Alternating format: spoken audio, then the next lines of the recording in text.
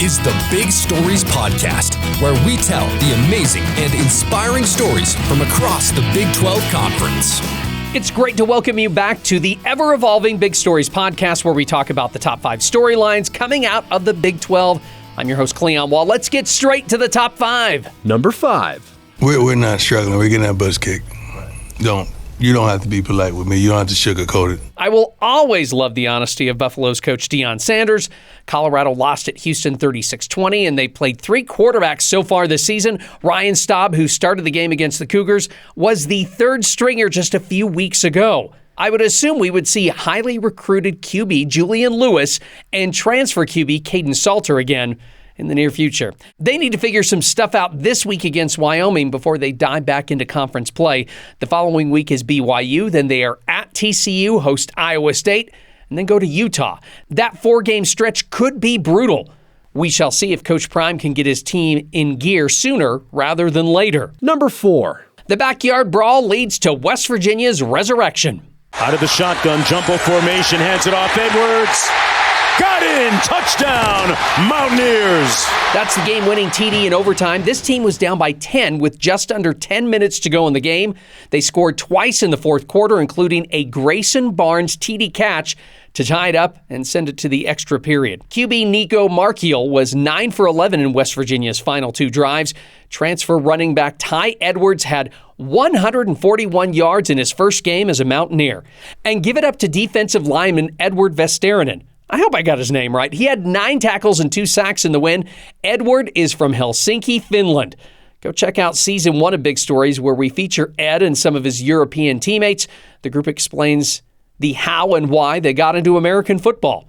The episode is titled West Virginia Mountaineer Pride. The sad part from this game, the backyard brawl between Pitt and West Virginia now goes on hiatus until 2029. I'm one of those saps who likes it when rivals play every year or at least frequently. I mentioned resurrection because all of us were wondering what was going on with Rich Rodriguez's squad after a loss at Ohio.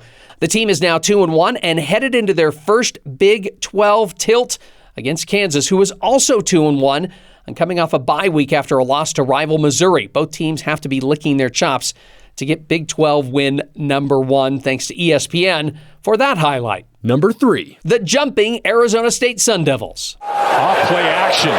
Levitt's playing Frogger back there. He found Tyson. Airborne. Got it. Outrageous.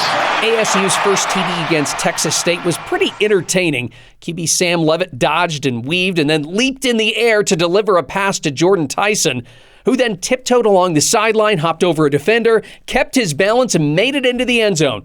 Go and watch the highlight. It was amazing. Thanks to TNT for that highlight. Arizona State won the game 34-15 over the Bobcats. ASU now going to Baylor to take on the resurgent Bears, who beat up on Samford 42-7. Both teams 2-1 coming into their first conference game. Number 2. The TCU Horned Frogs got back to work this past weekend, doubling up Abilene Christian 42-21. It was 28-0 at the half in favor of the Horned Frogs before the Wildcats put some points on the board. This week is the battle for the Iron Skillet between TCU and SMU at Amon G. Carter Stadium. Melissa Triebwasser for the Frogs Insider Podcast joins us to talk about this rivalry matchup in the Metroplex. Josh Hoover has been the man in the first 2 games at QB. Now, when I look at the skill position players around him, I'm impressed. I'm impressed with running back Kevorian Barnes, who transferred from UTSA, Joseph Manjack, who transferred from Houston, Jordan Dwyer from Idaho. How have those guys fit so seamlessly into the Horned Frogs offense? And does it help that Josh Hoover is your quarterback? Yeah, I mean, I think you have to give a ton of credit to Josh and just the work that he puts in and his understanding of the playbook, the work he puts in the offseason and everything he did through the spring. To have so many transfers. You mentioned the receivers. You didn't even mention Eric McAllister, a transfer from Boise State, right, who kind of has had a slow start to the season.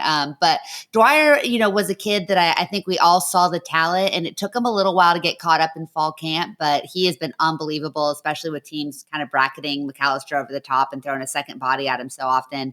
Manjack had a rough first game, but was kind of the go-to guy. His first 100-yard game of his career, which is incredible against, ACU. But That's ACU. It's been fun to see Josh really spread the ball around the first couple of games, to have so much confidence in his guys. And I think his personality, his confidence, and his precision is what makes him such a great quarterback and makes him so trusted by those receivers. Nobody wants to be in the wrong spot, because if you're where you're supposed to be, Josh is going to find you. Let's go to the defensive side now. Abilene Christian was able to put up nearly 500 yards of offense in this game. Is that a bit of a concern for defensive coordinator Andy Avalos going into this rivalry game with SMU?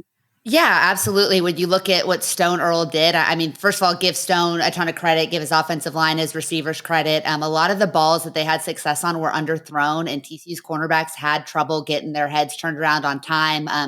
ACU won a lot of contested catches because there wasn't enough physicality, and there just wasn't a lot of pressure. They really didn't send any extra guys. They didn't blitz a whole lot. And with 4, they struggled to kind of put Stone under pressure, and he did a good job buying extra time with his feet. So when you think about what they're facing next, a quarterback that's pretty good at buying time with his feet and pretty good under pressure, it's certainly concerning. Now, when you look at these FCS games, it's really hard to judge how much of this was, we're looking ahead to the finale of a big rivalry game. We're not going to bust out the best of our playbook. We don't want to put anything on film that we might want to save.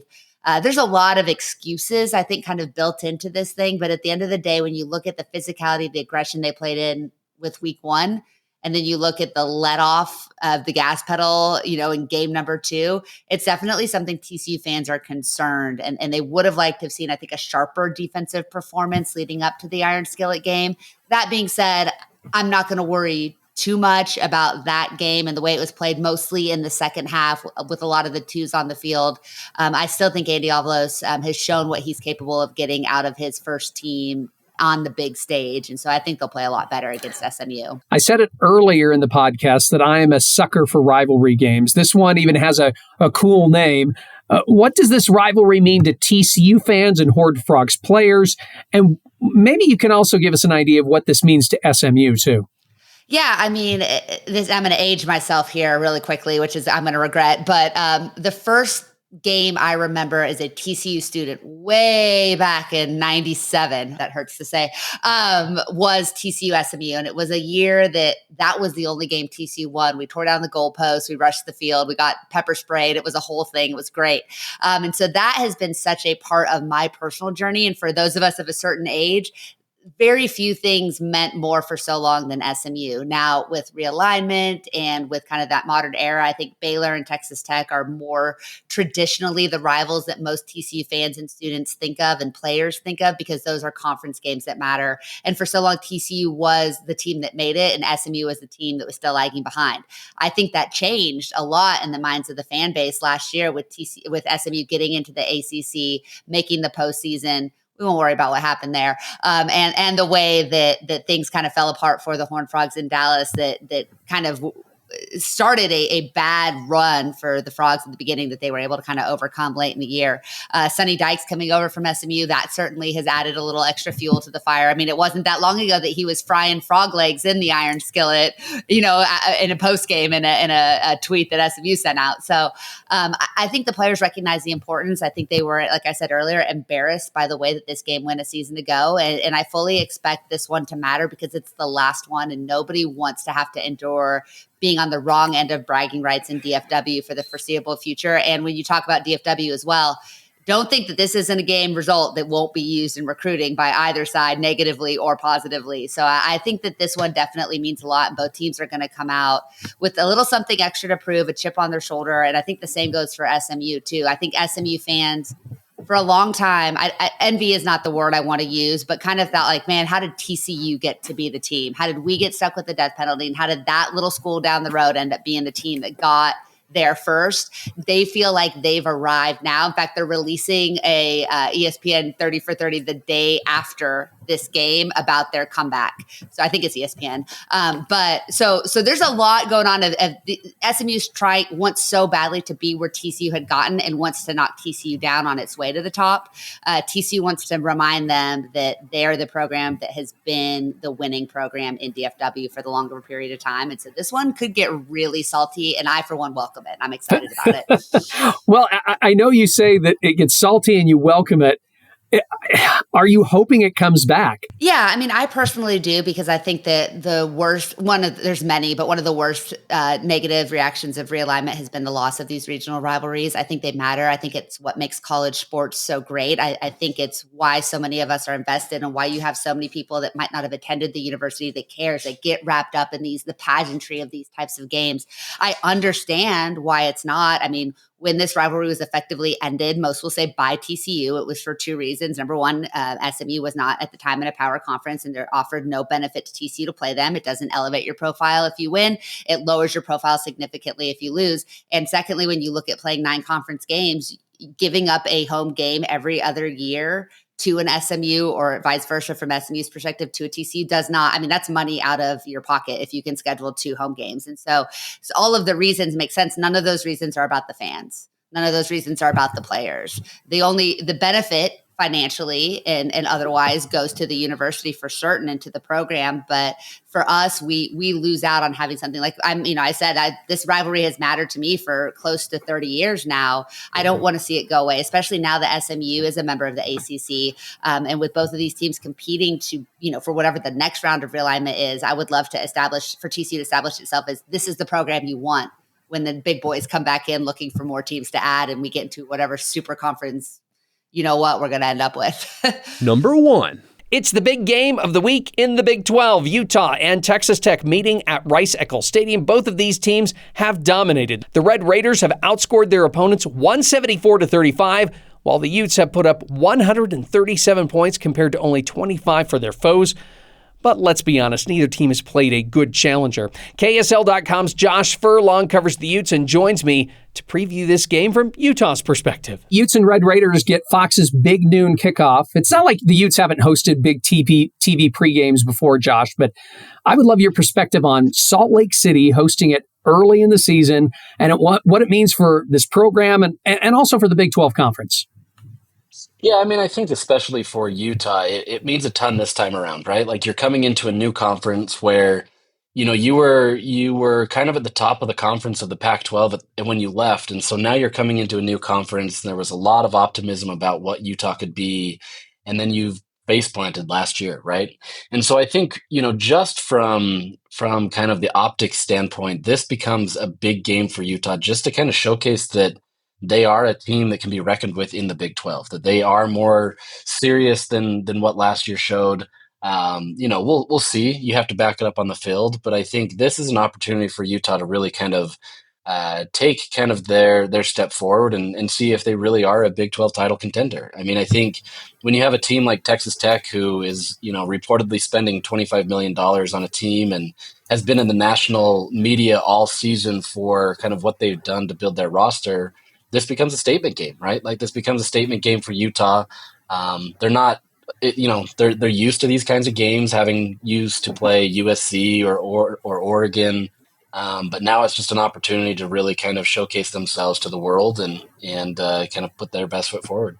I was going to ask you what's working well on offense right now, but I could also say what's not working well on offense right now. Other than maybe some field goal issues against Wyoming, the Utes seem to be humming along right now on offense under new offensive coordinator Jason Beck and QB Devin Dampier. Yeah, I mean, I think, it's kind of nitpicking at this time of the year, especially with how effective they have been. I think when you take a step back, you look at Wyoming and how difficult of a place that place is. Was it perfect? No, right? Like, Utah will clearly say that they didn't finish drives. They weren't doing what they needed to in that first half, especially, and yet they still managed to move the ball. When you look at the stats, Kyle Whittingham was quick to point this out today, that when you look at the stats, they're pretty equal in the first half and the second half. The difference was Utah just found a way to execute and finish those third downs. If Utah goes and kicks those field goals, or they don't fumble on the 3-yard line in that first half, we're looking at a game that's like 41-6, and then it's a completely different story. So, I think, the offense isn't always working or always clicking at the same rate that it was in that UCLA game, where it just seemed like they were bullying the Bruins, and maybe that was a little bit more indicative of who the Bruins were. But I think this is one of those things where Utah's found a good rhythm. They have a good offense. It's just a matter of not shooting themselves in the foot, so to speak. Texas Tech is going to be a different look than the first three opponents for the Utes. They have an explosive offense. They've also got an effective quarterback. What's Kyle Whittingham going to do to slow these guys down? I mean, I think it's really just staying balanced and not trying to focus on one thing in particular, right? I think it's always going to still stay with the Utah mantra of winning in the trenches. And, that's going to be where the real battle is played. Utah's offensive line is this heralded line. Texas Tech's defensive line is really this heralded line, especially with what they got in the transfer portal. And so I think it's really just kind of honing in on what you can do in the trenches, not turning the ball over, not allowing, too many big plays to happen, and not limiting penalties. I think that's been a big issue for the Utes the last 2 weeks. And so I think that there's not like one set thing that Utah is going to say, hey, we have to focus on this. I mean, there are, right? Like in the individual game plans. But I think by and large, this is a team that is really just focusing on just maintaining kind of what they do, not trying to be too focused on or getting too high on one thing, and just playing Utah football. When I think of a University of Utah defense, I think defensive line. And I think how tough they are to try and beat. Just give us an idea of how good. I know we're only 3 games into the season, Josh, but give us an idea of how good this defensive line is right now. Yeah, it's kind of funny you mentioned that to some extent, because coming into the season, there was a lot of questions about what this defensive line could be, especially in the defensive tackle room. They had veteran bodies, but just not a lot of depth or experience. And it's actually turned out to be one of the greatest assets on that defensive side of the ball. You've got John Henry Daly, who has really stepped up into his starting role. He's got 5 sacks, leads the country in 3 games. He's really putting a lot of pressure there. But this defense, just that front 4, I mean, the fact that they're able to get the pressure that they are, which is 4 people, that really allows the rest of the defense to function, right? When you've got other guys in the backfield that can kind of just focus in on what they do, it's been a real game changer for Utah to just not have to bring in extra guys, stack the box. They're still going to do that, right? Morgan Scalley is still going to have his, unique blitz packages where you're going to get guys coming in and blitzing.